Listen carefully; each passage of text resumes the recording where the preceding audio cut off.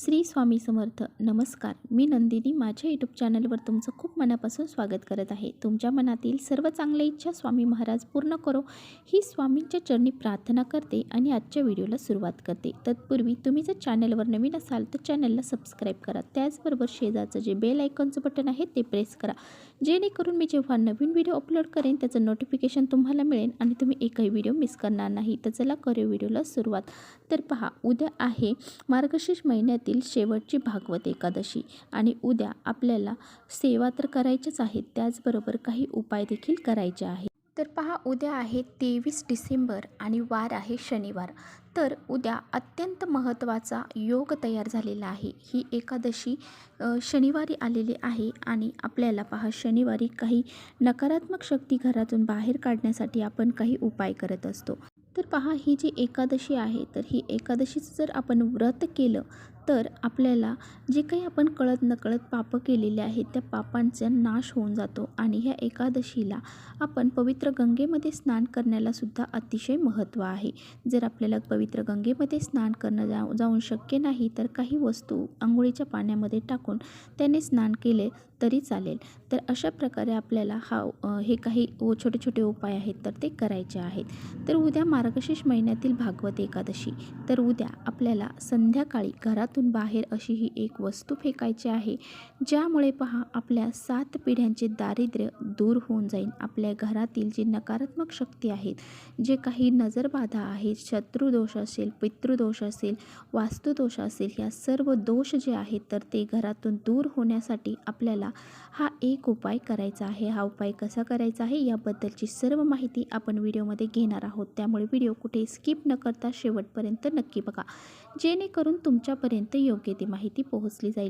बऱ्याच वेळा आपण भरपूर कष्ट मेहनत करत, परंतु आपल्या घरामध्ये पैसा हा टिकत नाही. पैसा घरामध्ये आला की लगेच तो कोणत्या ना कोणत्या मार्गाने बाहेर, म्हणजेच काय, आपल्या घरामध्ये आलेली लक्ष्मी ही पुन्हा त्याच पायाने परत माघारी फिरते. तर पहा, आज आपल्याकडे 1,00,000 रुपये जर आले तर ते आपल्या घरामध्ये असे काही खड्डे आपल्या घरामध्ये निर्माण होतात. म्हणजे काय, कुणीतरी लगेच आजारी पडेल किंवा कुठेतरी अपघात होईल किंवा कुठेतरी काहीतरी गोष्टी अशा अडचणी येतात की ते पैसे आपल्या घरातून आल्यापावली निघून जातात. म्हणजेच काय, आपल्या घरामध्ये अलक्ष्मी आहे, आपल्या घरामध्ये काही दोष आहेत, दारिद्र्य आहे, यामुळे आपल्या घरामध्ये लक्ष्मी ही टिकत नाही. आता बघा, अलक्ष्मी म्हणजे काय, तर आपण जे काही पैसे घेतो, म्हणजे 50 रुपये आपल्याला खर्च करायचे असतील तर आपल्याकडून 500 रुपये खर्च केले जातात.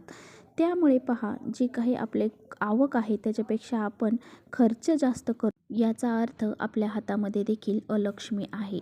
त्यामुळे आपल्याला काही उपाय आपल्या घरामध्ये करायचे असतात. आता बघा, आपल्या घरामध्ये जर वास्तुदोष असेल तर अनेक प्रकारच्या अडचणी आपल्या घरामध्ये येतात. त्याचबरोबर घरामध्ये मोठे मुलं मुली आहेत लग्नाची, पण त्यांचं लग्न जमत नाही, काहीतरी अडचणी येत आहेत. त्याचबरोबर लग्न झालेली विवाहित जोडी आहे, परंतु त्या जोडीला संतान प्राप्ती होत नाही. असे बरेचसे जे काही अडचणी आहेत आपल्या घरामध्ये निर्माण, घरावर बऱ्याच वेळा काही ना काही संकटे येतात, पैशाच्या अडचणी निर्माण होतात, एखादी व्यक्ती वारंवार आजारी पडते. तर पहा, अशा अडचणी, भांडणं, कलह आपल्या घरातून दूर करण्यासाठी आपल्याला काही उपाय हे करायचे असतात. तर पहा, उद्या संध्याकाळी आपल्याला 6च्या नंतर हा उपाय करायचा आहे. हा उपाय आपल्याला संध्याकाळी 6 नंतर रात्री 12पर्यंत तुम्ही केला तरी चालेल. आता बघा, आपल्याला हा उपाय करण्यासाठी काय काय लागणार आहे. तर आपल्याला लागणार आहे चिमूटभर खडे मीठ जर आपल्याकडे नसेल तर बारीक मीठ घेतलं तरी चालेल. आणि पहा, उद्या शनिवार देखील आहे, त्यामुळे आपल्याला उद्या काळे तीळसुद्धा घ्यायचे आहेत. त्याचबरोबर आपल्याला लागणार आहेत 7 लाल मिरच्या. तर पहा, लाल मिरच्या देठ असणाऱ्या आपल्याला घ्यायच्या आहेत. त्यानंतर आपल्याला लागणार आहेत 7 लवंग चांगल्याच घ्यायच्या आहेत, तुटल्या फुटलेल्या घेऊ नका. तर अशा प्रकारे आपल्याला 7 लाल मिरच्या, 7 लवंग, त्याचबरोबर काळे तीळ आणि खडे मीठ याबरोबर, आणि ह्या वस्तू घेऊन आपल्याला आपल्या घरामधली जी काही आजारी व्यक्ती आहे, ती वारंवार आजारी पडत आहे, त्या व्यक्तींवरून 7 वेळा उतरवून घ्यायच्या आहेत.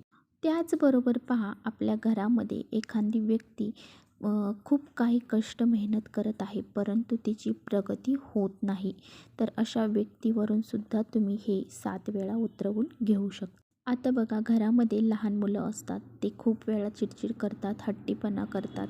त्याचबरोबर अशा ह्या वस्तू लहान मुलांवरून सुद्धा आपल्याला उतरवून घ्यायच्या आहेत. मुलांना नजरबाधा होत असते, तर ही नजरबाधा दूर होण्यासाठी आपल्याला मुलांवरून सुद्धा ह्या वस्तू उतरवून घ्यायच्या आहेत. अगदी स्वतःवरून सुद्धा तुम्ही ह्या वस्तू उतरवून घेऊ शकता. एखादी शत्रू असेल, तुमचा शत्रुबाधा तुम्हाला लागलेली असेल, तर ती दूर होण्यासाठी स्वतःवरून सुद्धा तुम्ही ह्या वस्तू 7 वेळा उतरवून घेऊ शकता. त्याचबरोबर आपल्या घराच्या प्रत्येक भिंतीला ह्या वस्तू आपल्याला टच करायच्या आहेत, पूर्ण घरामधून फिरवायच्या आहेत आणि त्यानंतर आपला जो मेन दरवाजा आहे, उंबरठा आणि वरची चौकट, त्या वरच्या चौकटीपासून ते उंबरठ्यापर्यंत आपल्याला आपल्या घरामधून सुद्धा त्या 7 वेळा उतरवून घ्यायच्या आहेत, म्हणजे मुख्य दरवाजावरून उतरवून घ्यायच्या आहेत. आणि त्याचबरोबर आपलं जे देवघर आहे, तर त्या देवघरावरून सुद्धा आपल्याला ह्या वस्तू 7 वेळा उतरवून घ्यायच्या आहेत. हे सर्व करत असताना आपल्याला श्रीराम जय राम जय जय राम, श्रीराम जय राम जय जय राम या मंत्राचा जप करायचा आहे. म्हणजे उद्या शनिवार आहे आणि शनिवार हा मारुतीरायांचा देखील वार आहे आणि शनिदेवांचा देखील वार आहे. आपल्यावरती राहू केतू यांचे दोष राहणार नाहीत, यासाठी सुद्धा आपल्याला हा उपाय करायचा आहे.